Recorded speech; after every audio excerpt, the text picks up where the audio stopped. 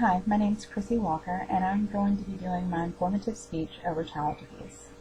Did you know every year more than 3 million reports of child abuse are made in the United States involving more than 6 million children? Current statistics show the effects from the types of child abuse, how abuse can be prevented, and what treatments are available. In September of 2006, I started working in a residential treatment facility for children that have been removed from their homes as a result of abuse and/or neglect. I have experienced firsthand the emotional and physical behaviors that are a direct result of their abuse. Through statistics and professional experiences, I will be sharing with you the types of abuse, some of the effects of abuse, and prevention and treatments.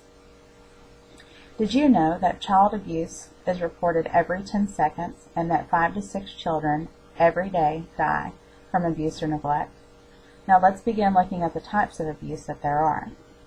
There are several different types of abuse I would like to discuss. The first one being physical abuse. Physical abuse is when you cause bodily harm to a child.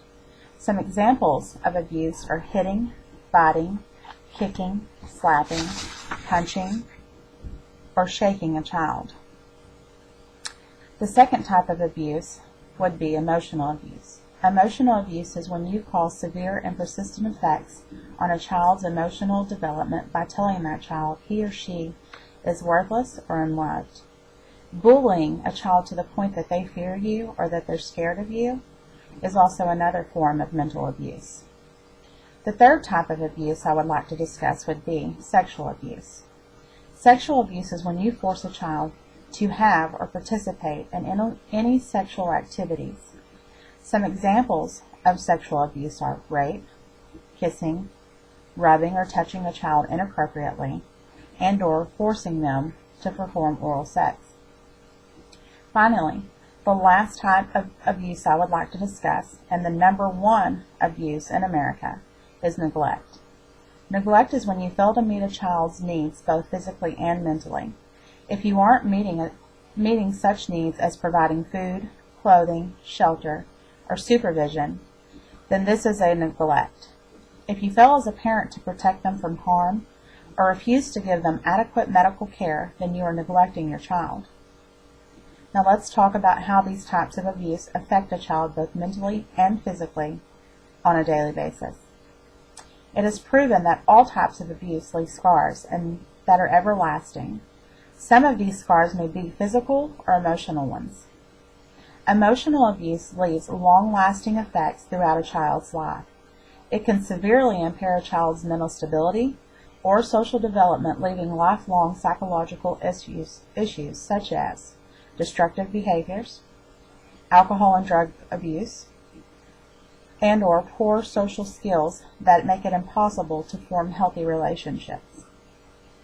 The effects that physical abuse can cause are severe emotional and aggressive behaviors, major depression that can cause suicidal tendencies or even push a child to commit suicide, and withdrawn behaviors.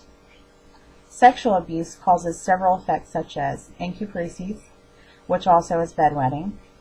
It can also cause them to self-abuse or sexually act out towards other children or adults. Neglect has some of the most lasting and damaging effects on a child. One of them being malnourishment, causing the child's development to not follow the normal and usual pattern, such as stomach growth and ongoing medical problems. It can also create long-term health issues such as chronic depression and lack of neurological development. Now that I've talked about some of the effects of abuse, here are some examples of prevention and treatment.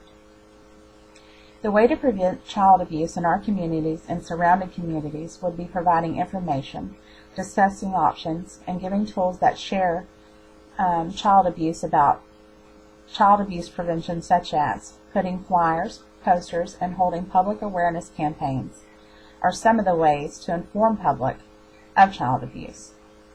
There are also parental education programs that provide the skills to develop positive parenting techniques.